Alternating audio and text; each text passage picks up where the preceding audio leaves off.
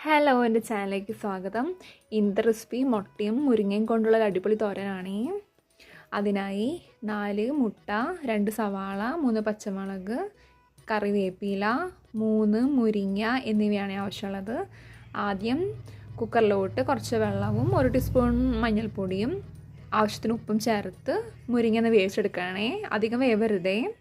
ഇനി ചീഞ്ചട്ടിയിലോട്ട് കുറച്ച് വെളിച്ചെണ്ണയും പച്ചമുളകും 2 സവാളയും ആവശ്യത്തിനുള്ള ഉപ്പും ചേർത്ത് നന്നായി ഒന്ന് വാട്ടിയെടുക്കണേ. ഇനി നമ്മൾ വേവിച്ച് വെച്ച മുരിങ്ങയുടെ ഉള്ളിലെ ഫ്ലഷ് ഇതുപോലെ ഇങ്ങനെ എടുക്കുക.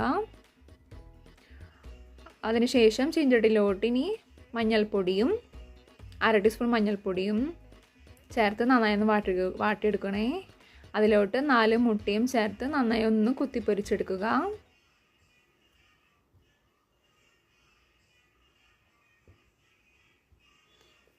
ഇനി 1/2 ടീസ്പൂൺ ചതച്ചമുളകും ചേർക്കുന്നുണ്ട്.